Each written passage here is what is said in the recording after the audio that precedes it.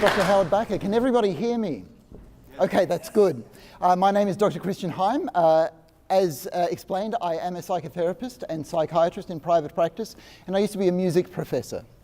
And, whoops, you'll have to hear me too. My name is Dr. Caroline Heim, and I am an associate professor in theatre at Queensland University of Technology in Australia. Thank you, Caroline. Okay, so as explained, this is going to be a bit of a performance rather than a lecture.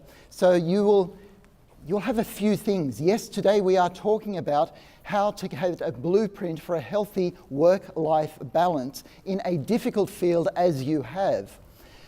But I'm going to tailor that completely for your needs in this industry. What I mean by that is I will start talking about some of the big picture problems that is part of the culture of what we all work in. I will then talk about what some organizations can do to help in this situation. Then I will talk about what you as an individual can do in your own life. And most importantly, by the end of this section, I will give you a tool that you will be able to use next week when you're back on the job on a day-to-day basis, wondering what am I going to do with this trauma before the next one comes in, all right? So I want to make this very, very practical, and there will be time for some questions at the end. However, knowledge is not going to be enough. What you actually need is an experience. And so, because of our arts backgrounds, we're going to give you a bit of an experience today. So you will hear some music. Yes, you'll get to hear some Beatles, and you'll also get to hear some classical music. You'll also get to hear a bit of comedy, just something that will help make you laugh. But before we start, firstly, I just want to thank you for the opportunity to be here. It is our privilege to be able to come here and be able to share something of what we hope will help. Another thing that I've got to let you know is I may start to cry, right? But I don't want you to worry about that. I'm actually okay. But, no, I am. I'm okay. Psychiatrist telling you that he's okay, all right. But what happens is, firstly, I'll be sharing some things that are very close to my heart. And I'll be sharing it with people like yourselves that actually understand. Because you go through traumatic experiences on a day-to-day basis, and you experience them in your personal lives as well. And it touches us all. And so, because it touches me and it touches you, gosh, I'm starting to sound like a song already, okay? You may find that I will express more of a range of emotions than you might be used to. All right, a story just to get us going. The date is the 16th of April 2009, where off the shores of Western Australia, there is a boat full of Afghani refugees trying to make their way to Australia. Now, what happens in these situations, because Australia has this policy of turning back the boats, don't want people getting here because too many lives get lost at sea, and other reasons, they're being followed by the Navy. The Navy have their team of first responders on there, and they're following this vessel. And sometimes what happens is a vessel will be sabotaged by some of the people on board so that everybody ends up in the water, and then the Coast Guard is forced to rescue all these people and take them to Australia. This time what happened, the people on board doused the whole boat in petrol, and it all exploded. First responders on board the Navy vessel saw body parts flown into the water, all right? They got onto the vessel, and what they saw was 5 people dead, dozens and dozens severely burnt, all needing to be taken into hospital. A year later, a coroner holds an inquest in the Northern Territory. The finding is the first responders in the Navy could have done better.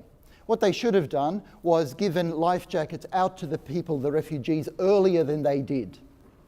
That was the finding. We know that 5 Afghani refugees are dead. We know that others are now refugees in Australia.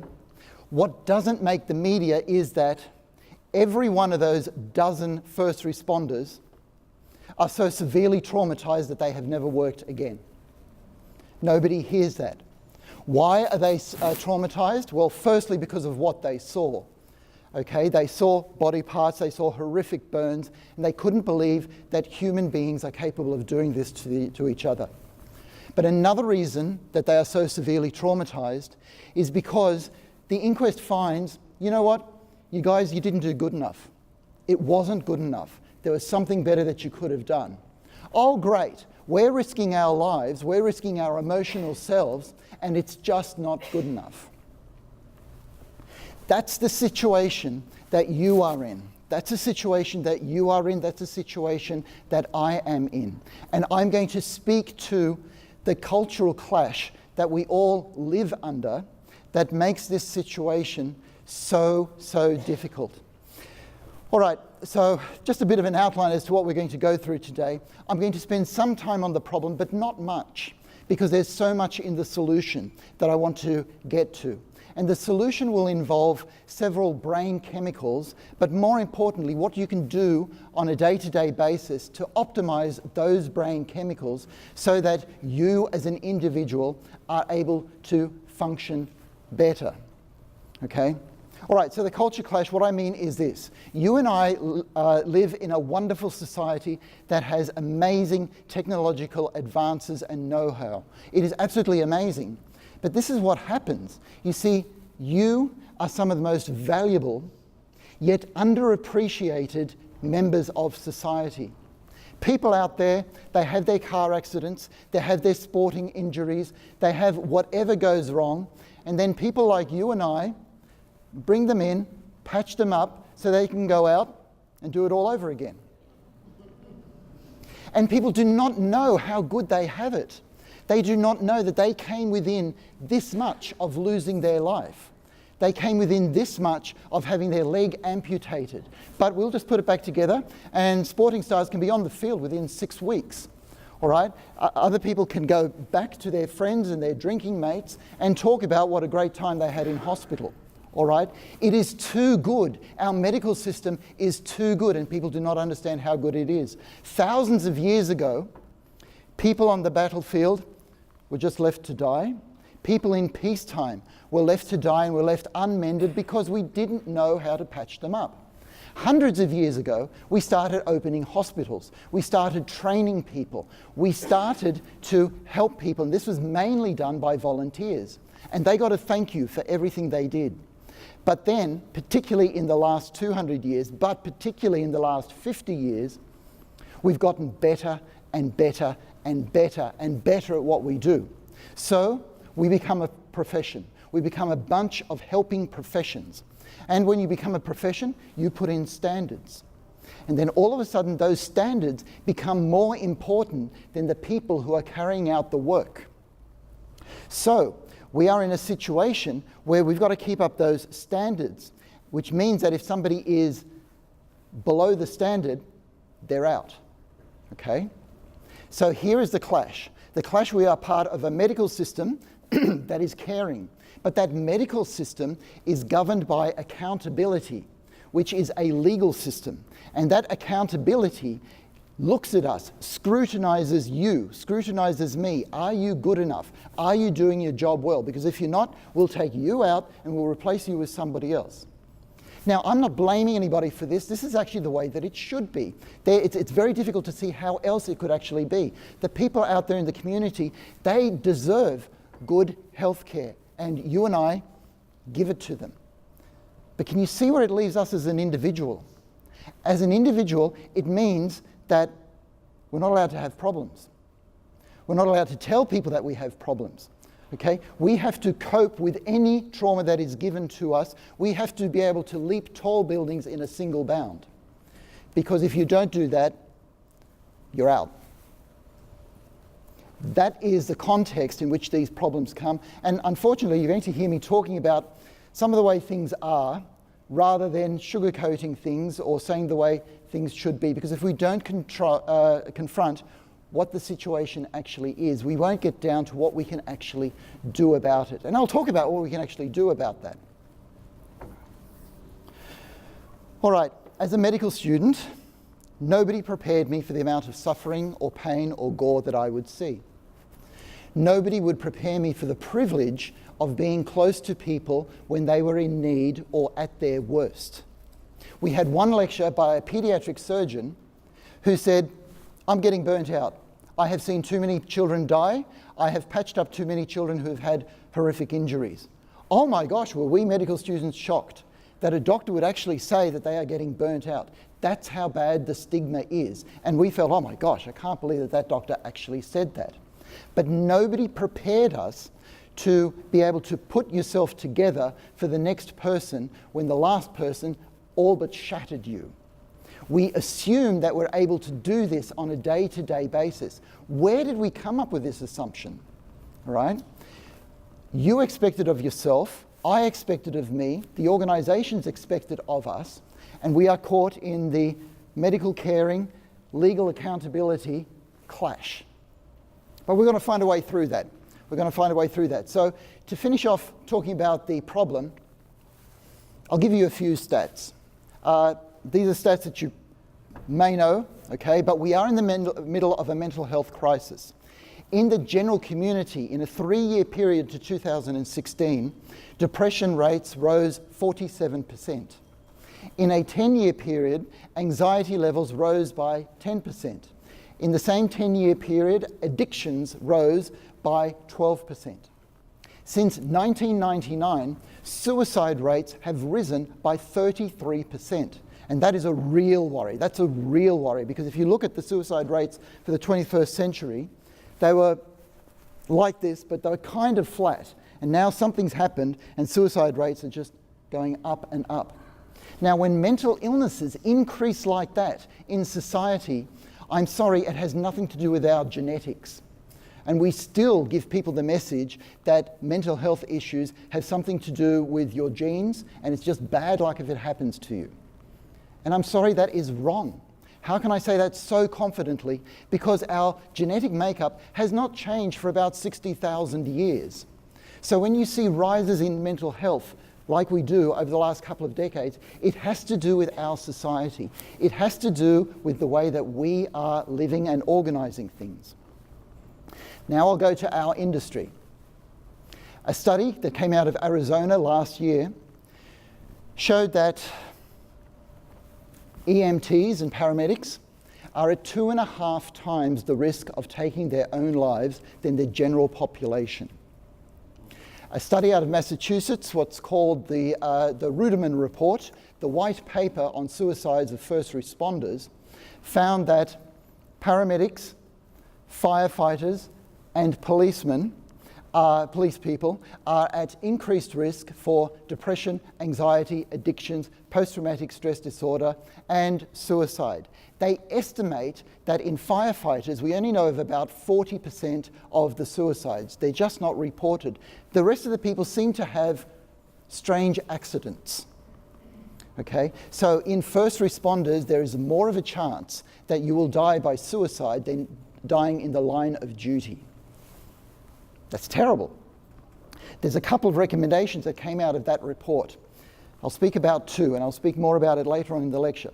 The first recommendation is that every person who suicides as a first responder should be hailed and celebrated as a hero. Now, that's kind of good because it'll bring down the stigma that has to do with suicide. But let's prevent the suicides in the first place, okay? So on to the second recommendation. The second recommendation is that for first responders, there should be mandatory health checkups, mental health checkups every year. Yes and no. A number of you are already thinking to the problems of mandatory health checkups because they get people like me, psychiatrists, in to ask a bunch of questions, and people just have to say the right things, okay? And they'll be fine. And this happens in a lot of professions.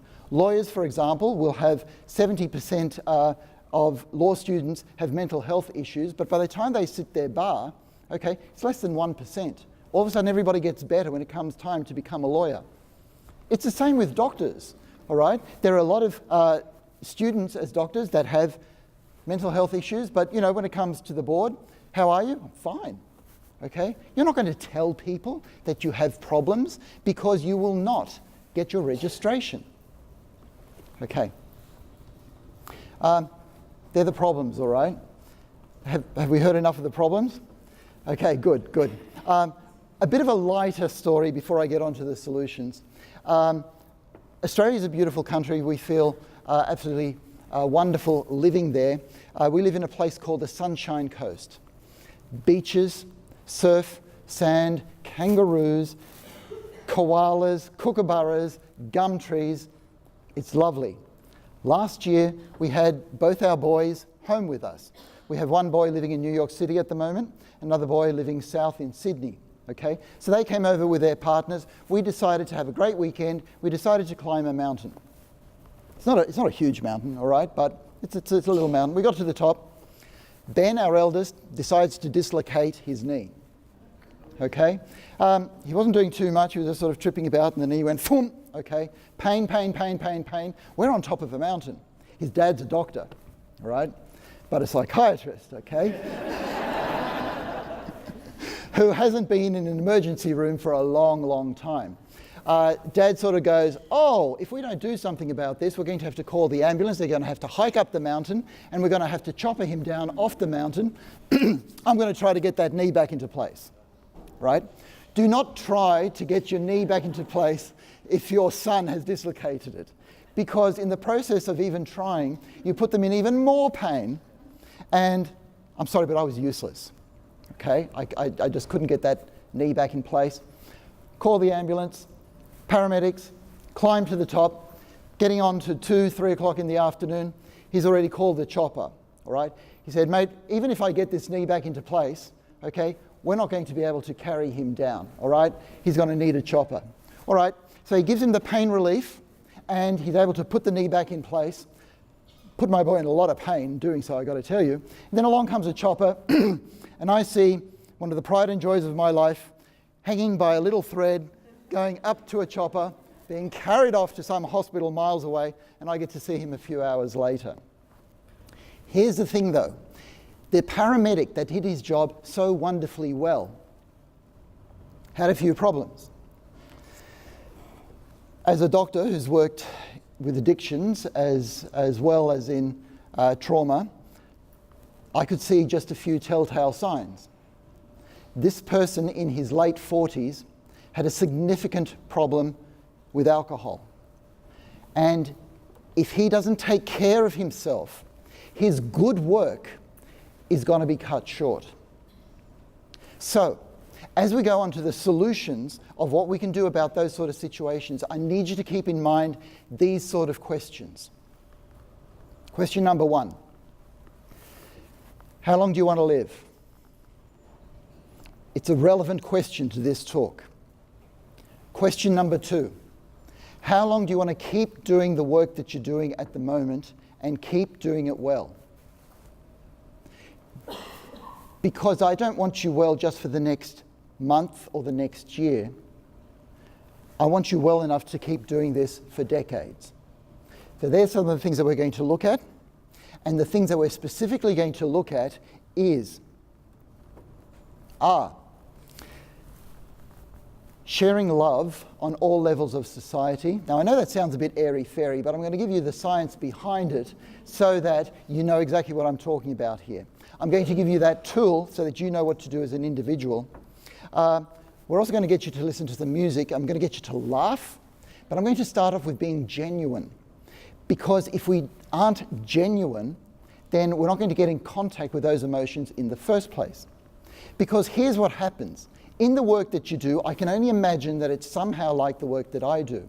Inside of you, you hurt for every person that you felt that you didn't help enough.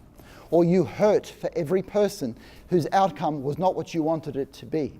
You even hurt for the people that you helped and you did really well that they had to go through that in the first place. But do you show that hurt? No. You do not show that. You turn up to work and you say, I'm fine. You hide behind protocols, agendas, and a whole lot of fakeness so that you can do your job. And quite frankly, that's actually a good situation. We need masks to get by in society. There is actually nothing wrong with that. We need it to get by. But here's the thing. If we hide our emotions at work, that becomes a habit, and we start to hide our emotions at home.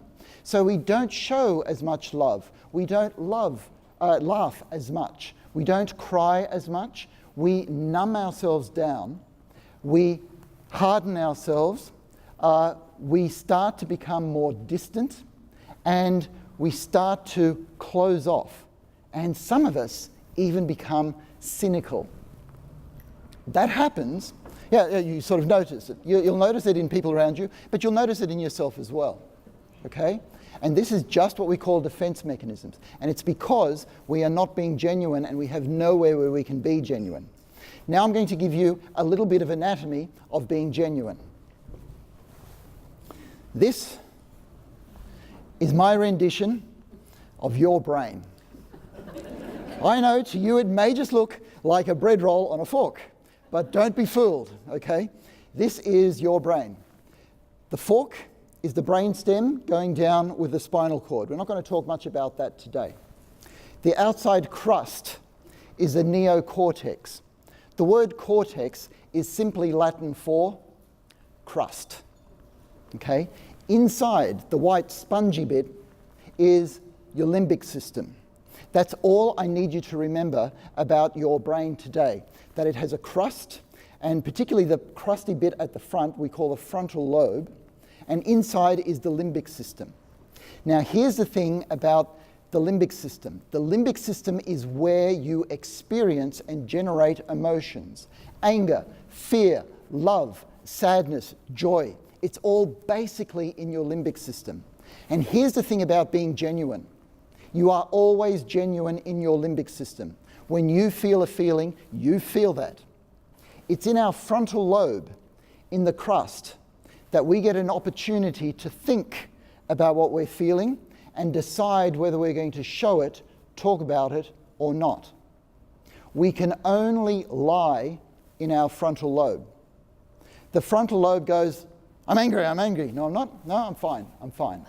And you can put on whatever mask you need to hide your anger. You can hide your pain, you can hide your joy, you can hide everything. You're genuine in your limbic system and you filter it in the frontal lobe. But there are a few things that get through that frontal lobe of ours, and one of the things is music. Okay? Now I'm going to play a song for you. I'm going to play a Beatles song for you. And I want you to notice what happens in your brain. This is basically what will be happening. You'll go, oh, I know that song. And your brain will start going through some of the lyrics that you remember. It may even go through, this is when I heard this first. Okay? That's about all that gets through your frontal lobe. All right? The rest goes straight to your limbic system. The melody will go to your limbic system. The rhythm will go to the limbic system. The harmony will go to the limbic system. And it will move emotions in you, and you won't know why. You won't even be able to put a word to the emotions, because music is the language of the limbic system, and it bypasses the frontal lobe altogether.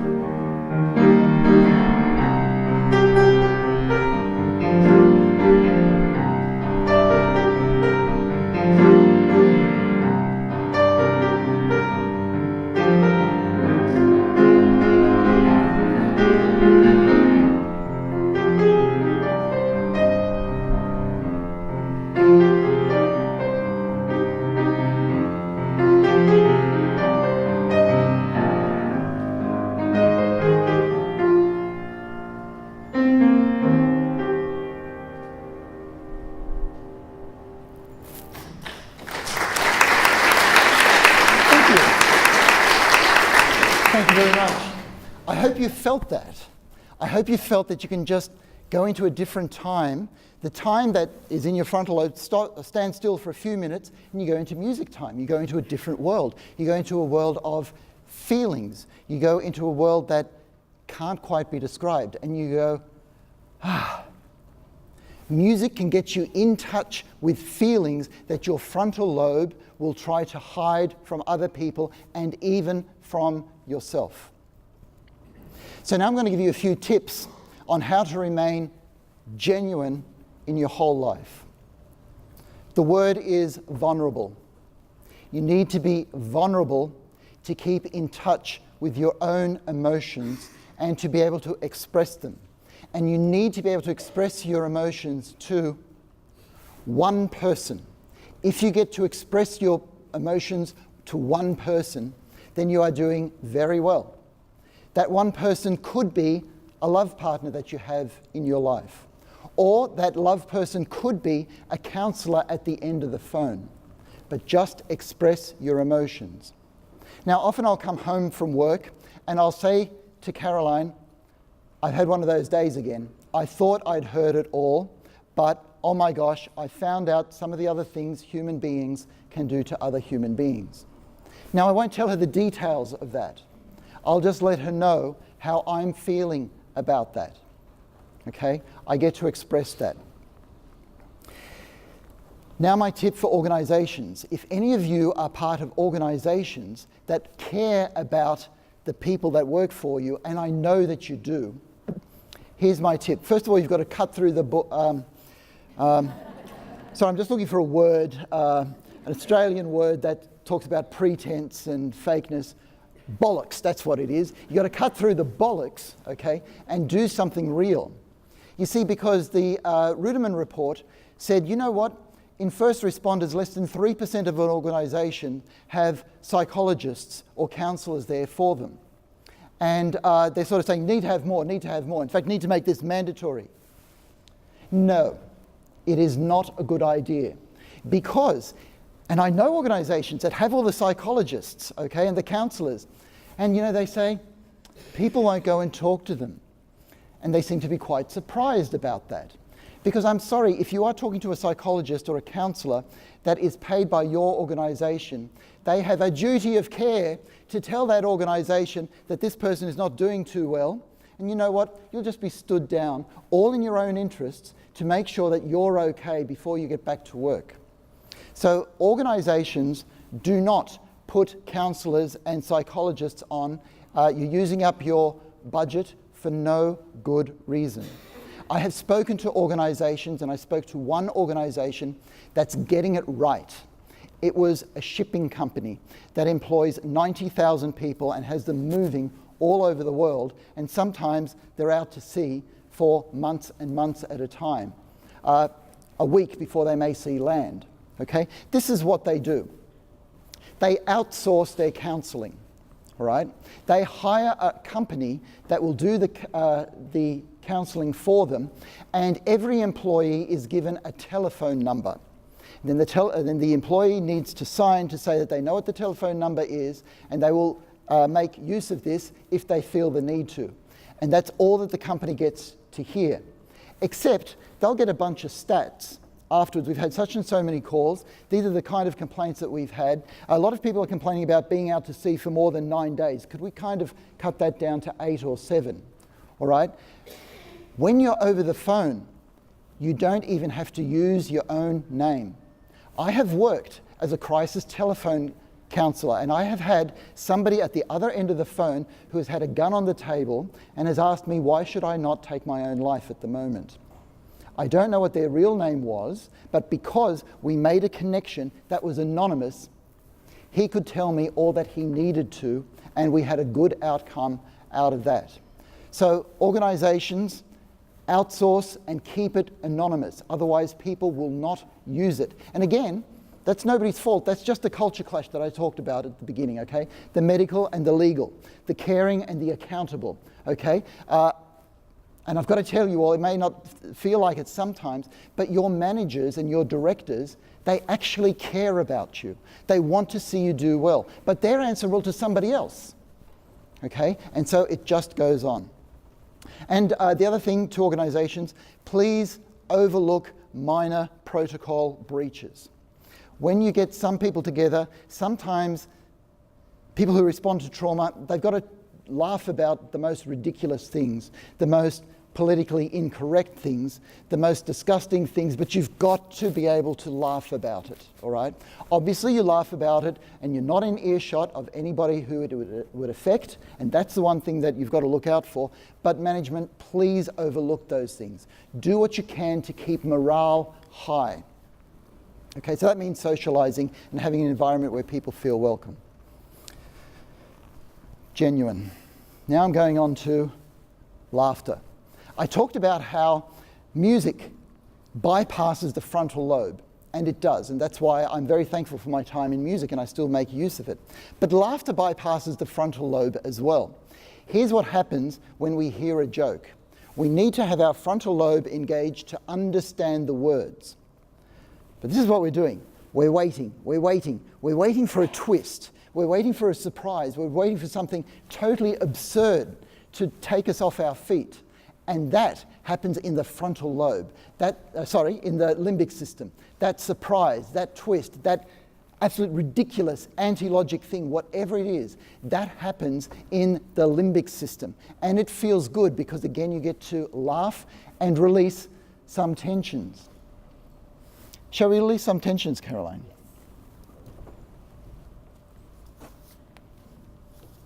Thank you. I hope this gives you a little bit of a laugh. Some of those baseball players have awful funny names. Well, let's see. On the team we have who's on first, what's on second, and I don't know who's on third. Are you the manager? Yep. You know the guy's name? I sure do. Then tell me the guy's name. I'm telling you who's on first, what's on second, and I don't know who's on third. Are you the manager? Yes. You know the guy's name? I'm telling you their names. Well, who's on voice? Yeah. Go ahead and tell me. Who? The guy on voice. Who? The guy playing voice bass. Who? The guy on voice bass. That's his name. That's whose name? Yeah. Well, go ahead and tell me. That's the man's name. That's whose name? Yeah. Who is on first? What are you asking me for? I'm asking you. Who's on voice? That's it. What's the guy's name on voiced? No. What's the guy's name on second? I'm not asking you who's on second. Who's on first? That's what I'm asking you. What's the guy's name on voice bass? Now wait a minute, don't go switching the players' names around. I'm not changing nobody. I asked you a simple question. What's the guy's name on voice bass? What's the guy's name on second base? I'm not asking you who's on second. Who's on first? I don't know. He's on third base, but we're not talking about him. Look, when you pay the voice baseman every month, who gets the money? Every dollar of it. He deserves it. You gotta pay the money to someone on voice bass, don't you? Yeah. Does he give you a receipt? Sure. How does he sign the receipt? Who? The guy you give the money to. Who? The guy you give the money to. That's how he signs it. That's how who signs it? Yes. What's the name of the guy who signs the receipt? No. Who signs it? What are you asking me Now, for? calm down. I'm not asking you, I'm telling you. Well, go ahead and tell me. What's the guy's name that signs the receipt on voice bass? No, wait a minute. What signs his own receipts? Who signs what receipt? No. Who signs his own receipt? How does it look to you? Who? To you. Who? To you. Who? When the guy signs his name, how does it look to you? That's how it looks. Who? I'm asking you, what's the guy's name on voice bass you give the money to? Who? After all, the man's entitled to it. Who is? Of course. Sometimes his wife comes down to collect it. Whose wife? Sure. All I'm trying to find out is what's the guy's name on voice bass? What is on second base? I'm not asking you who's on second. Who's on first? I don't know. Third base.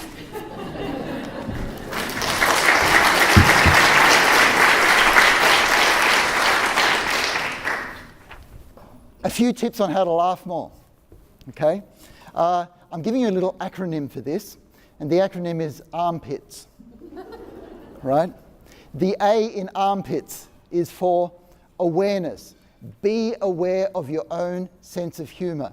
Some people like witty humour, some people like clever humour, some people like slapstick humour, some people like absolutely absurd, ridiculous humour. It took Caroline and I years to figure out what kind of humour each other had so that we can find the same sort of thing, but be aware of yours. The R in armpits is for repertoire. Build your own repertoire of good jokes. They're all on the internet, so if you find a good joke or if you hear a good joke, write it down. Keep it, because if you look at it in 6 months' time, you will laugh. You'll go, oh, that's right, that was really funny. And you're starting to build a repertoire of good jokes for yourself. The M in armpits is for movies and television shows. I'm sorry, but movies by Robin Williams, Jim Carrey, Barbara Streisand, all right? There are just so many funny movies out there. Really, really funny. Good grief, I'm in San Francisco, so if you haven't seen What's Up, Doc, this is a great time, okay? Because that car chase, in the end, where they're going through the streets of San Francisco, 16 cars, all right? And there are just two guys with a huge pane of glass trying to get to the other side of the street. And you know that at some stage that pane of glass has to go. But it's how they do it and how they draw it out and how it finally happens that is so funny. Plus all the sitcoms, okay? And you've got your favorite ones for that. The P in armpits is play. Play with children. Play with toys. Play with animals. Have fun. Get on your hands and knees. It'll bring out the child in you and you will enjoy yourself. The I in armpits is for the internet. There is a plethora of jokes on the internet. But being married to Caroline, I have to tell you, there are no redhead jokes on the internet, okay? I haven't found one yet. The T is for tickle, right? Tickle people, just for fun, all right?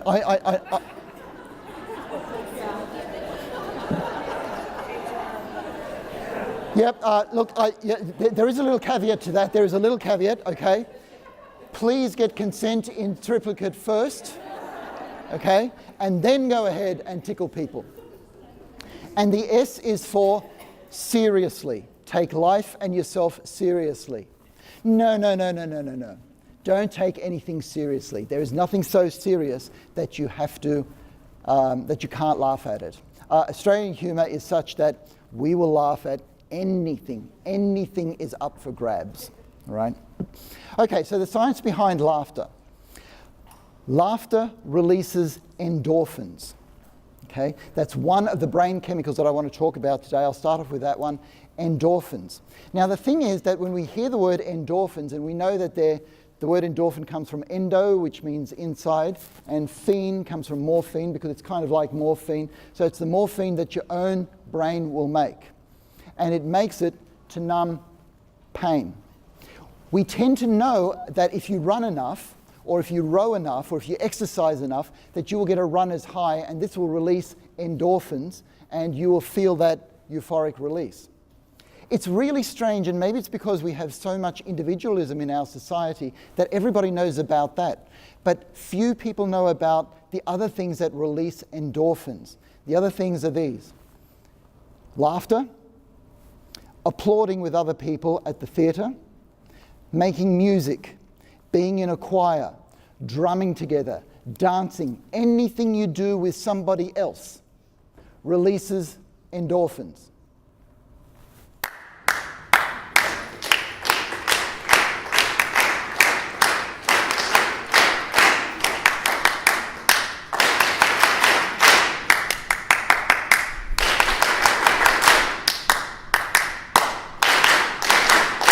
Thank you. Why did you do that? Because there is something in doing things together with a group of people. It becomes contagious. Just like a big school of fish can turn right at the same moment, okay? Or hundreds of thousands of birds can take off in the same moment. So we are attuned to each other. We monitor how we're getting on with other people, and we will adjust so that we are together with other people. And this is mediated by endorphins in the brain. Endorphins bring down stress. They did this study. They got 20 people to go in and see Saving Private Ryan. And at the same time, they got 20 people in to see Herbie Goes to Monte Carlo. Who came out with a lower blood pressure? It's kind of a no-brainer, okay? Norman Cousins, in his book, The Anatomy of an Illness, said that if I have 10 minutes of a good belly laugh, that will keep me out of pain for 2 hours. That's the analgesic properties of endorphins, and laughter induces those endorphins. Okay? Heart disease. People who have had a heart attack are 40% less likely to be people who laugh in their life. Okay? These are all amazing statistics, and it just shows what endorphins can do. All right, so I'm onto brain chemicals at the moment. I'm going to move on to another brain chemical, and this brain chemical is called serotonin. You probably know a lot about this brain chemical because our antidepressants work basically on the serotonin system. The serotonin in our brain mediates the feeling of calm, the feeling of rather than the feeling of happiness. So antidepressants probably work by controlling anxiety first. And you probably know, and I'm not going to spend too much time on this, the ways to increase serotonin. For example, people who meditate will increase their serotonin levels. If you take time to deep breathe, you will increase your serotonin levels. If you get up in the morning and spend the first half hour on mind, body, and spirit stuff, you will increase your serotonin levels. If you have gratitude and you do some gratitude in the morning, you will increase your serotonin levels, and light exercise, particularly walking a dog, will increase your serotonin levels. We have studies for all of those, so I'm not going to spend too much time on that, all right? But that's serotonin, and basically all those calming activities is how you increase serotonin in your life. We all love dopamine. Do we know about dopamine? Dopamine is produced in the limbic system, the ventral tegmental area, and it mediates all our feelings of pleasure. Pleasure. Everything from the pleasure that we get from food, to the pleasure that we get from amphetamines, to the pleasure that we get from a ringtone from our phone that goes ding, and we go, oh, I wonder who that could be. Somebody wants to speak to me. And we get a little bit of pleasure just in that moment. That is all mediated by dopamine, and marketing psychologists know this very well, and we are all subtly being manipulated via our dopamine system. The thing about dopamine is if you get too much of it, you're heading for addiction. Everybody with a brain can be addicted because the brain loves dopamine. Here's the thing about dopamine. Nature uses dopamine to teach us what is good for us, okay? And pain to teach us what's bad for us. So if you link your pleasure with a purpose, you've got a good combination for your brain. You will get just the right amount of dopamine. But the brain chemical that I want to talk the most about and that I'm going to spend the rest of today on is actually oxytocin. Oxytocin is the love drug. Oxytocin is the hug drug. Birthing suites are full of oxytocin. Oxytocin is the signal for baby's coming, right? And after birth, oxytocin is the signal for baby cries, let down milk, oh gosh, I've got to feed this thing. Okay, oxytocin does all of that. That rush that a person feels after they've just had a child, where they've gone from incredible pain to incredible joy, is all mediated by oxytocin. We had a scientist who decided to measure oxytocin levels at her wedding. This is going to show you just how romantic scientists can be. And she says to all of her friends, I don't want you to give any presents. I want you to give blood. So when people turn up for the wedding, okay, first thing that happens, a vial of blood from everybody. Then they go through the ceremony. They wait for the bride arrives in the car, they go down the aisle, there's the music, there's the readings, there's the vows, and just at that point when somebody says, I now pronounce you married, stop everything, more blood. Everybody had to give blood at that point. Here's what she found. The highest rise in oxytocin was in her. A wedding is a bride's day. Her friends they had a rise in oxytocin, but kind of that much. Family members, they had a rise in oxytocin, that much. Parents and close family members, they had a rise in oxytocin like this. The only person that had a higher rise in oxytocin, except the bride, was the groom. That's right. He had a really high rise in oxytocin.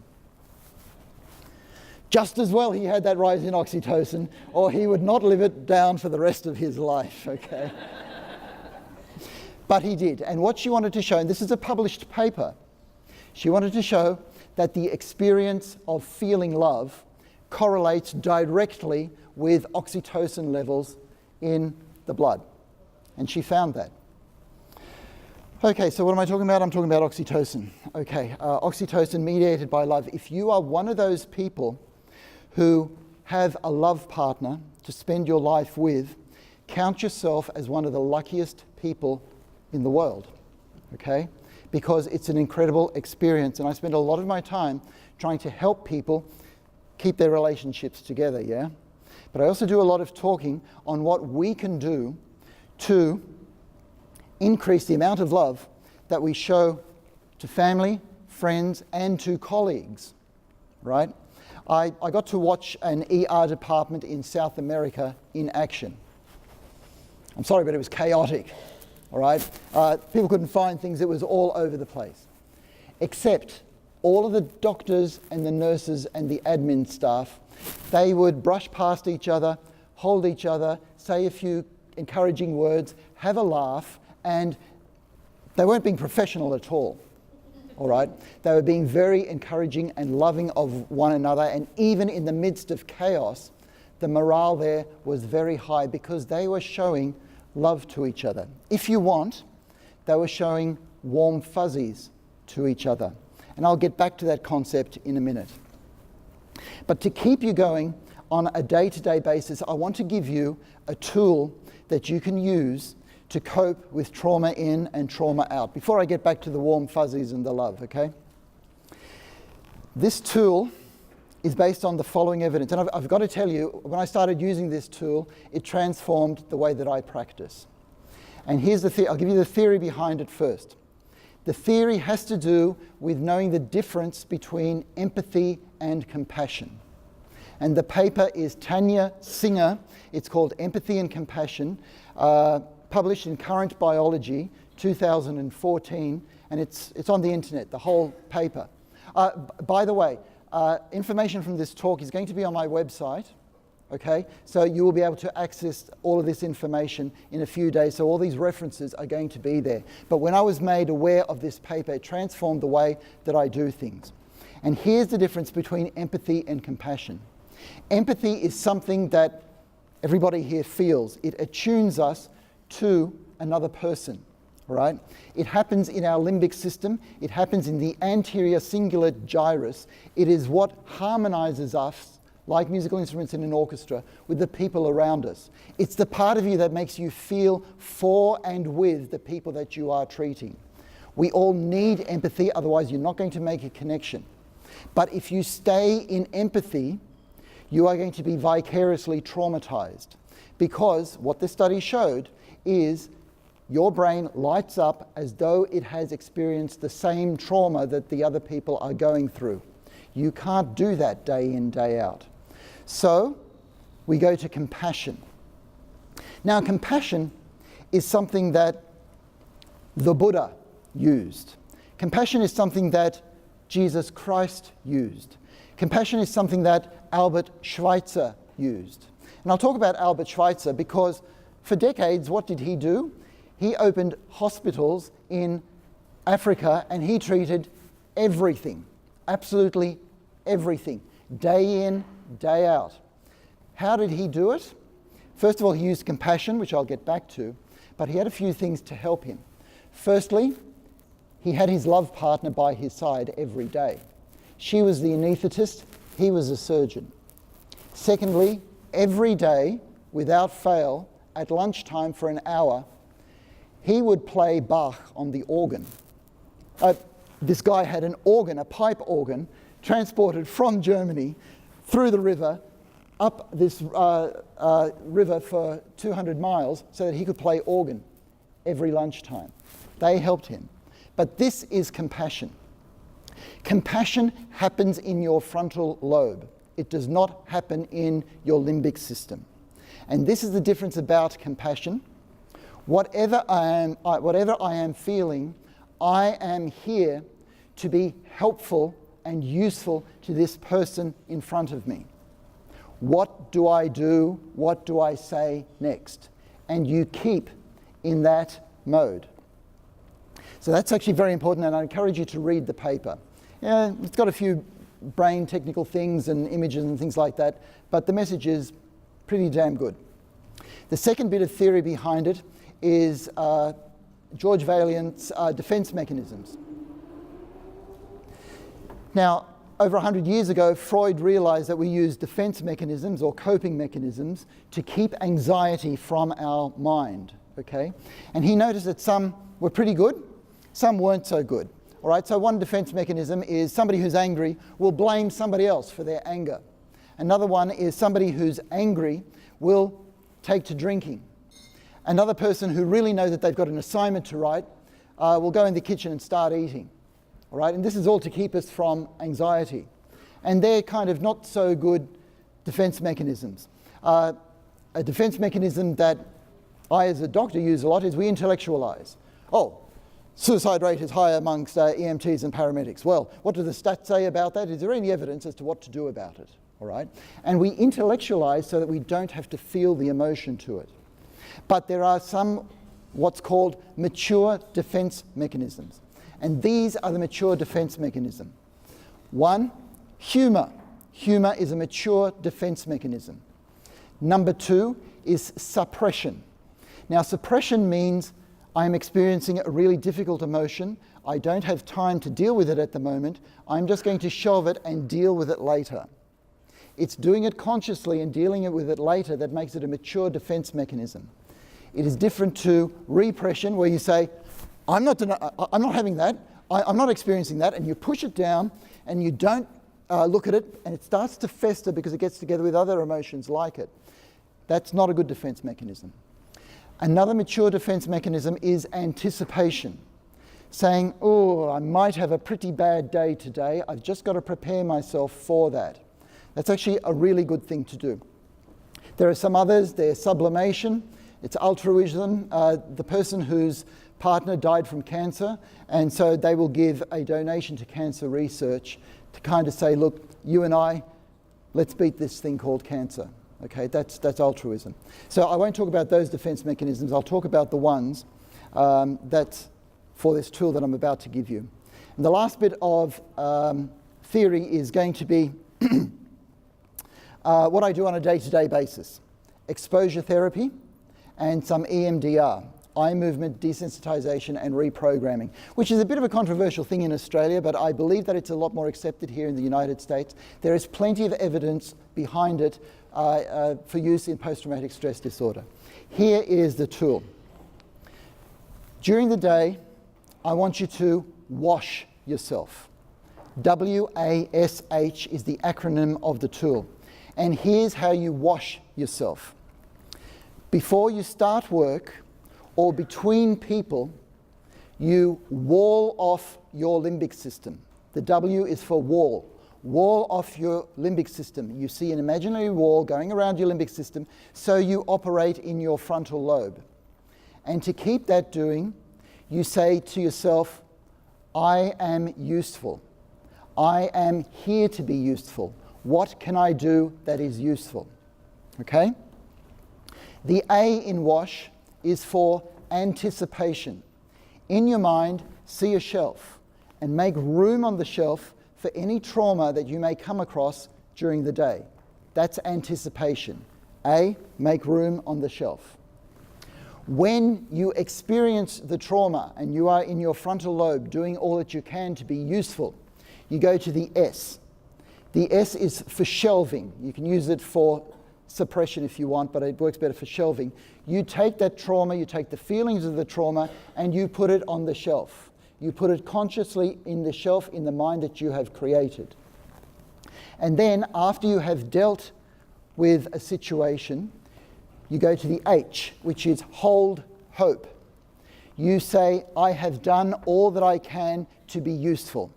Everything that can be done, I have done. And you hold that hope. And that's what you do during the day. Wash. Wall off the limbic system, anticipate that you're going to have trauma, shelve that trauma, and then hold hope. And this is what you do.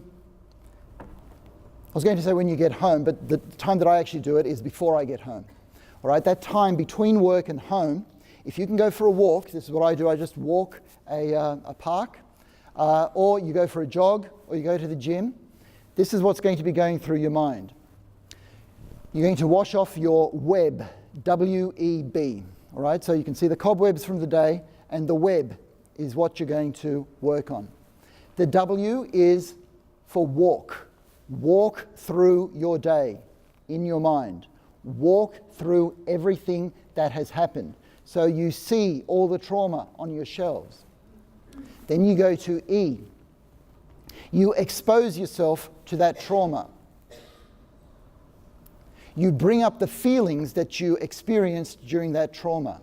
If you experienced fear, then you remember that fear and you bring it up. If you experienced sadness, you experience that sadness and you bring it up. If you can, cry. Consciously cry.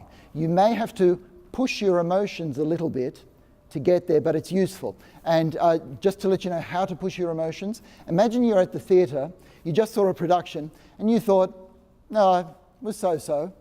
But everybody around you gets up and it's a standing ovation, okay? They were just wild, and you go, oh, maybe this was better than I thought. Okay, so you get up and you start applauding a bit more too, okay? And you sort of say, well, I didn't feel it was that good, but if everybody else did, I'll go with it. And you feel yourself going with the emotion.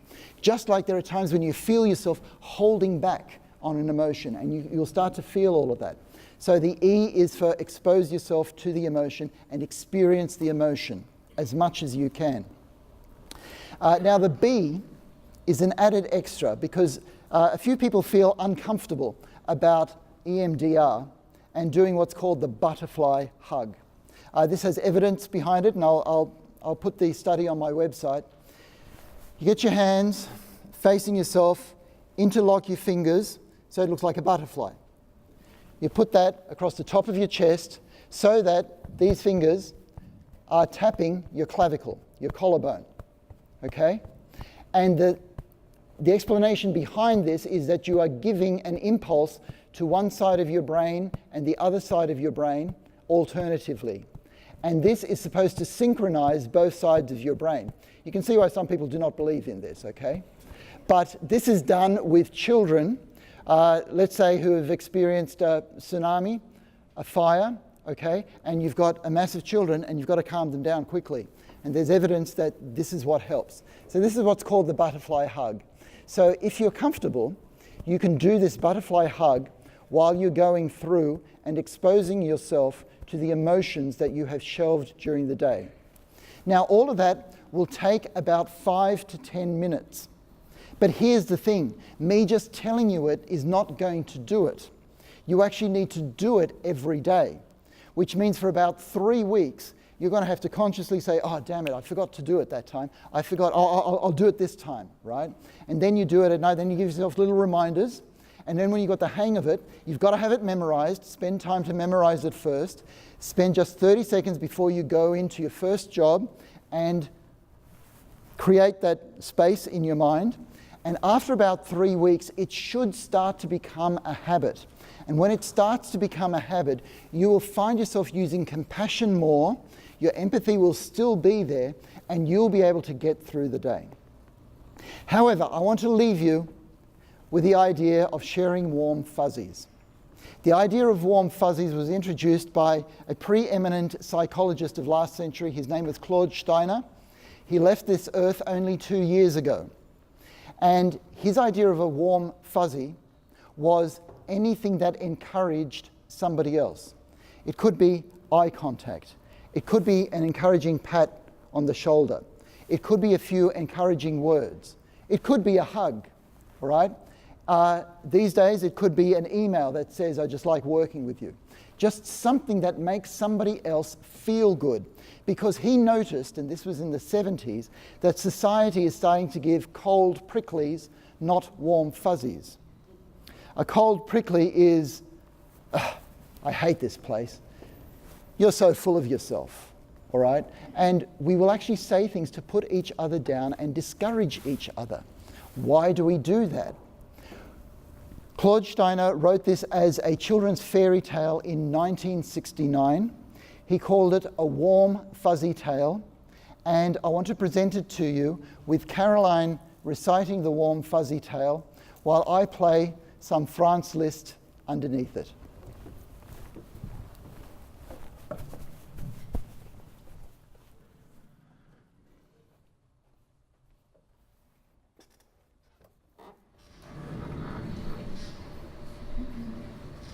Once upon a time, there lived a happy family. Everyone in those days had a small bag of warm fuzzies to give anyone they wanted. Warm fuzzies made people feel good and were freely shared.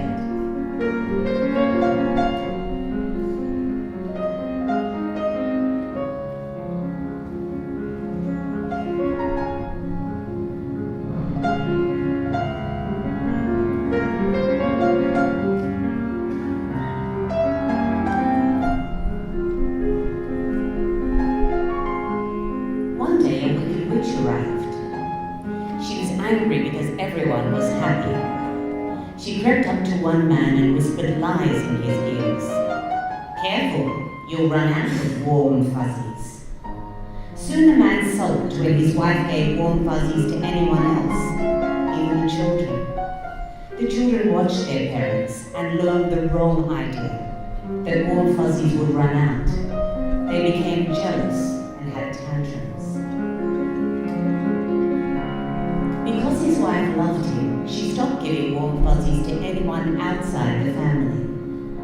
The children watched this and carefully measured out giving warm fuzzies to others. Before the witch, everyone shared warm fuzzies.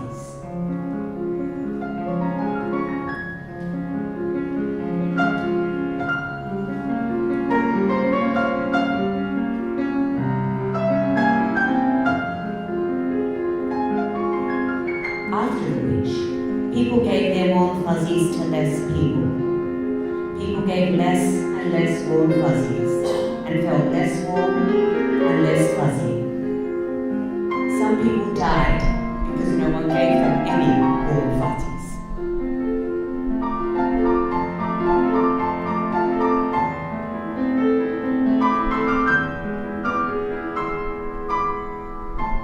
The witch then gave out cold pricklies replace the warm fuzzies. These made people feel cold and prickly.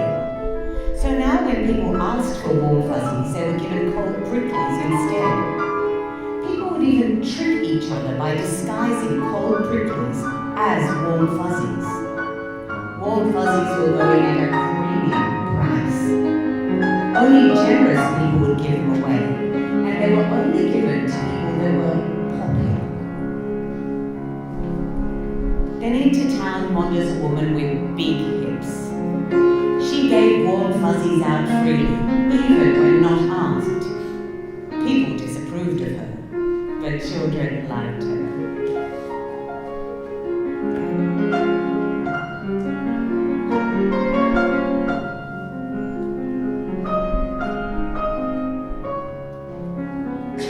A law was passed not to give out warm fuzzies recklessly. Children didn't care and began to give each other warm fuzzies freely.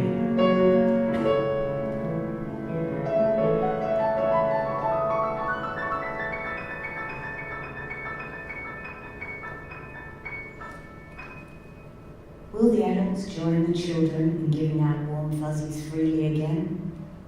Who knows? It's a struggle going on right now where you are, even in you. If you want to, you can freely share warm fuzzies.